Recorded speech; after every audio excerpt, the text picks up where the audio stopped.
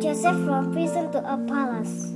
Once in a place called Canaan, there lived a man named Jacob and his 12 sons. The youngest son, Joseph, was his favorite. This made Joseph's brothers very jealous. One day, his brothers did an awful thing. They bound Joseph and sold him to a merchant caravan as a slave. When the merchant caravan reached Egypt, Joseph was sold to an Egyptian named Potiphar, who worked for the king as captain of the guard. Being an honorable man, Joseph soon became Potiphar's most trusted servant. Joseph even lived in Potiphar's house, and he was put in charge of all he owned. Potiphar's wife became angry with Joseph because he would not disobey the law of the Lord. She said things about Joseph that were not true. Because of her lies, Potiphar had Joseph put in prison. Sometime later, the king's baker and servant were also put into the same prison. Joseph took care of them while they were there.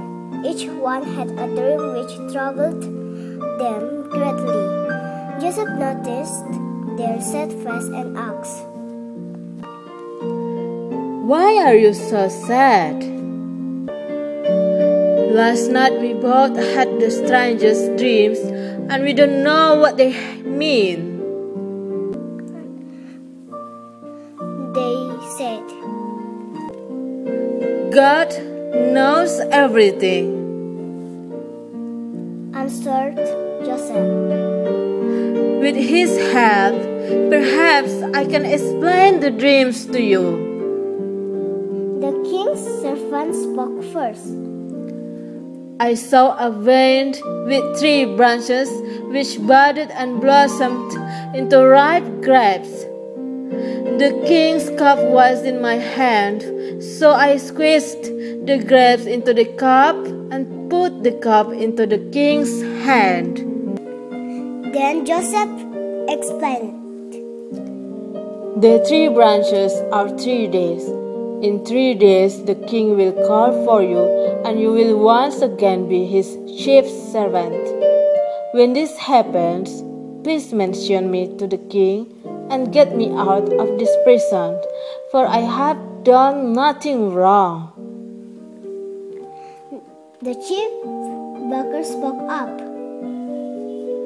"In my dreams, on my head were 3 wicker baskets. The top basket was full of bread for the king, but the birds were pecking the bread to pieces." Then Joseph said, "The 3 baskets are 3 days. In 3 days, the king will have your head cut off and hang you on a tree, and the birds will eat your flesh." Everything happened the way Joseph said it would. The servant was freed, but the baker was killed. 2 years passed, and the king had a troubling dream. He called the wizard men of Egypt to explain it, but they could not. And the king's servant remembered Joseph and how Joseph had explained his dream. While he was in prison, he spoke to the king. "There was a Hebrew slave named Joseph I met in prison, who once explained the meaning of my dreams to me. All that he said came to pass. Perhaps you will know the meaning of your dream." The king sent for Joseph and said to him, "I'm told that you can explain the meaning of my dreams. Is this true?" Joseph answered, "I cannot, but my God can." He will give you the meaning of your dreams. The king told Joseph of his dream. I was standing by the Nile River when I saw 7 fat cows come out of the water. Then 7 skinny cows came out of the water.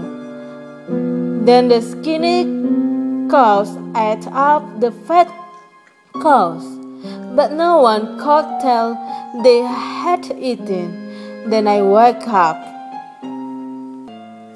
Later, I had a second dream where I saw 7 ripe and healthy heads of grain growing on a single stalk. There sprang up 7 more heads of grain, but these were withered and thinned. Then the 17 heads of grain swallowed up the 7 healthy heads.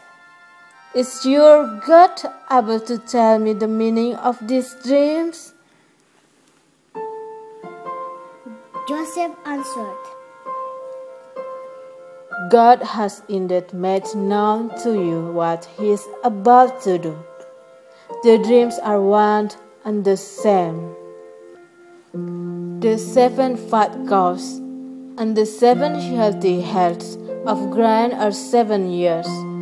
The 7 skinny cows and the 7 withered heads of grain are also 7 years. God has twice shown you that there will be 7 years of plentiful food followed by 7 years of famine and starvation. You should put a wise man in charge of saving up a part of the harvest in the good years to be eaten in the bad years.